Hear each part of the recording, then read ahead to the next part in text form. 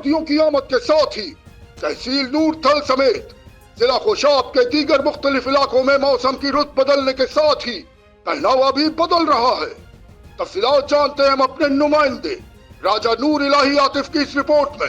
ضلع خوشاب کے مختلف علاقوں میں موسم کی رت بدلنے کے ساتھ ہی پہناوا بھی بدل رہا ہے۔ صندوقچوں میں سے روایتی گرم لحاف اور رضائیاں نکال کر ان کی دھنائی کا عمل شروع ہو چکا ہے۔ روئی کی دھنائی کرنے والی مشین کی کھٹ کھٹ اور اڑتے روئی کے گالے سردی آنے کا پتہ دے رہے ہیں۔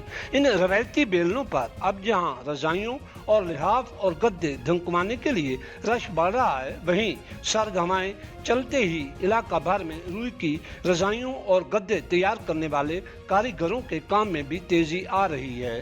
گرم لحاف اور گدے پہنچائے جا رہے ہیں۔ روئی پینجنے والے بیلنوں پر جہاں روئی کو رضائیوں سے نکال کر پھر اس قابل بنایا جا رہا ہے تاکہ سردی کی شدت سے بچا جا سکے، زیادہ تر لوگ پرانے گدوں اور رضائیوں میں مزید روئی بھروا رہے ہیں اور انہیں نیا بنوانے کے لیے آرڈر بھی دے رہے ہیں۔ روئی کو ڈنڈے کی مدد سے دھننے کے بعد اس میں سوئی اور دھاگے کی مدد سے ٹانکے لگائے جاتے ہیں۔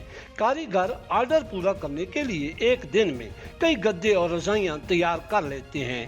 شہریوں کا کہنا ہے کہ سردی کی شدت بڑھ گئی ہے، اس لیے پرانی رضائیاں اور گدے تیار کر رہے ہیں۔ واضح رہے کہ روئی کے دھلنے اور صاف کرنے کی روایت صدیوں پرانی ہے۔ آپ نے رپورٹ ملاحظہ کی۔ مزید تفصیلات اور اپڈیٹس جاننے کے لیے دیکھتے رہیے فیض نیوز نیٹ ورک۔ فیض نیوز، فیض سب کے لیے۔